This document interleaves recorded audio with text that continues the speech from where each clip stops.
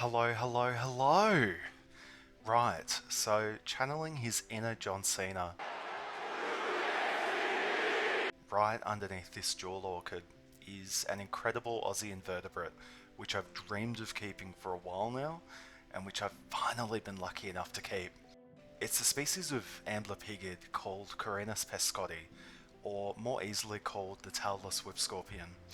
They're not a scorpion and they're not a spider, but they are an arachnid. For a little taxonomic background, arachnids are invertebrates which belong to the class Arachnida. From there, we split into several orders, some of which are Araneae, which are spiders, Scorpiones, which are scorpions, Opiliones, which are harvestmen, and Amblypygi, which are whip scorpions. Now, this species, Charinus pescotti, is endemic to far north Queensland here in Australia, with a range extending from Townsville through to Cape York.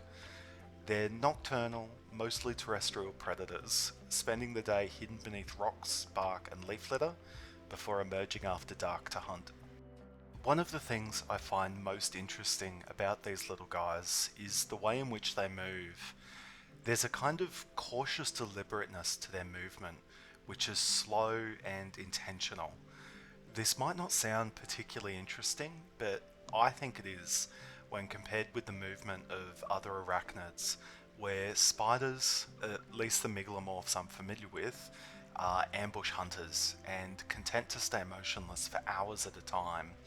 And then there's harvestmen, which are easily spooked and run for cover in a kind of erratic, bouncing scurry when disturbed. Now, this is a terrarium build video, and I'm not quite sure how to segue into this, so... This is a plexi acrylic enclosure by Moult Mountain, measuring 15 centimeters wide, 15 centimeters deep, and 23 centimeters tall. This one is called the Middleman, which has a door on both the top and the front of the enclosure. I wanted to get some footage of their website, but they've taken a well-earned break over this Christmas period.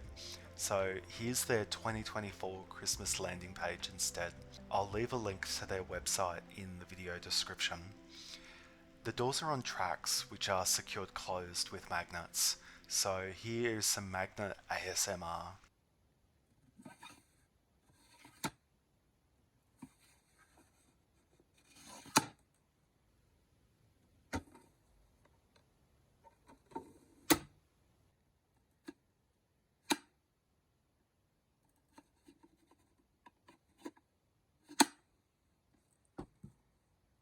Now, since these amblypygids like to hide in bark and under rocks, I want to incorporate both in this build. I have a rough idea of what I want, in that I want a few pieces of rough bark, a stone or two, and then some space for live moss and small plants.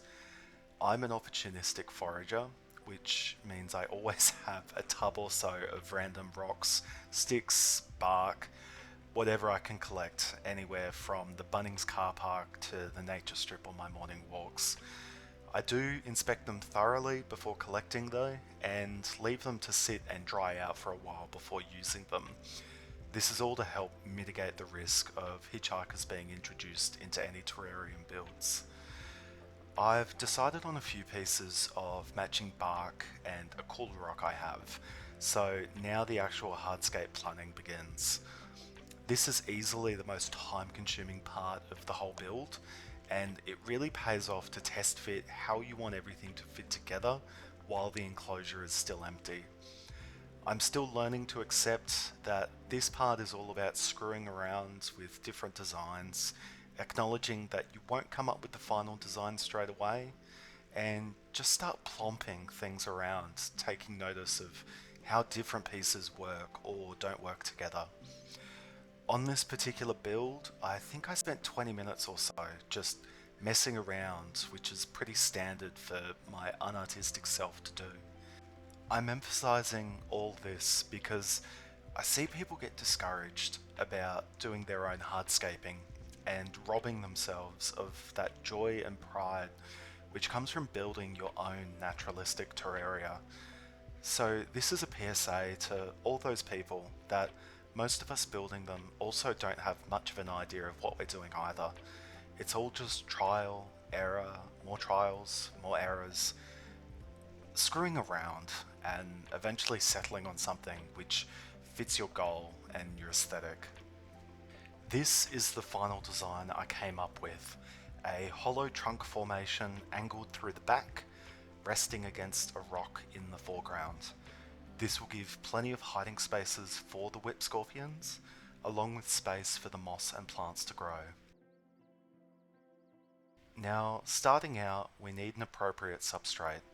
This is a mix I'd pre-mixed last week for another build, so all I need to do is just take some and rehydrate it.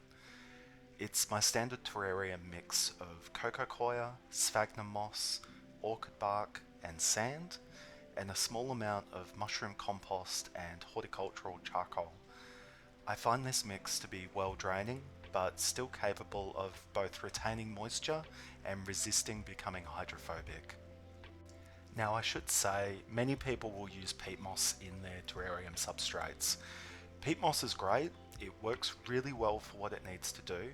However, it's non-renewable insofar that it takes many hundreds of years for sphagnum moss to break down and decay to the point of becoming peat moss. Now that I've got an idea of how I want the hardscape arranged, I can start filling it out. First comes the drainage layer, which in this case I'm using washed play sand. Despite the rhetoric around drainage layer materials, you absolutely don't need to fork out the cash for lacquer or other premium materials. The goal of the drainage layer is ultimately to provide somewhere for water to drain, as well as somewhere for nitrifying bacteria to colonize. In larger bioactive builds, I generally use untreated scoria, which is chemically inert and highly porous, which allows for plenty of surface area for this beneficial bacteria to colonize and keep the nitrogen cycle in full swing. It also has a large amount of void space, which allows water to drain into. In smaller builds like this one, a coarse play sand or small gravel can work just as well. Since I won't be watering this enclosure as heavily as I would with a larger one, it's not necessary to keep as huge of an amount of void space available for water to drain into. This sand will still allow enough drainage of excess water while still having a huge amount of surface area for that beneficial bacteria. Next, I'll add the substrate mix on top, making sure to firm it down as I work through. I like to add a kind of base layer of the substrate on which to build the hardscape, before then backfilling with more substrate to help secure the hardscape materials in place. For the sake of continuity and satisfying the YouTube overlords with long form content, I've left most of the build process in here, so I'll shut up for this final build montage.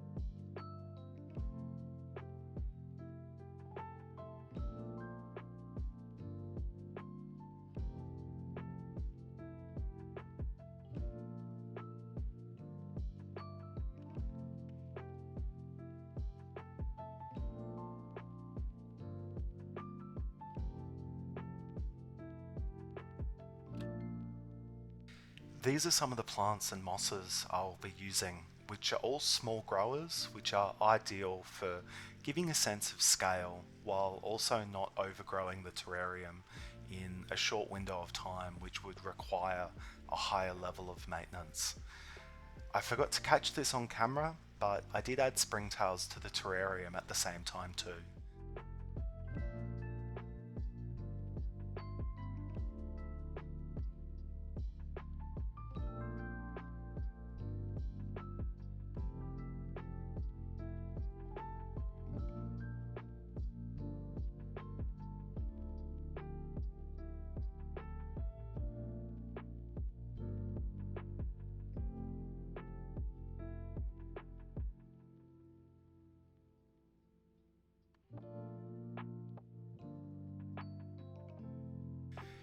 This is the final build.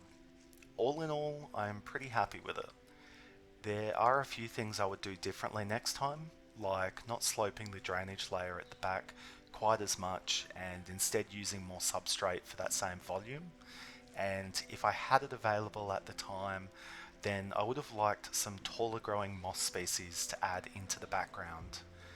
I've been toying with the idea lately of adding frosted backing to my terrariums as well, similarly to backing you would add to an aquarium. I think next time I'll take the plunge and invest in some, if I remember. Now time for the big moment, moving the whip scorpions into their new home.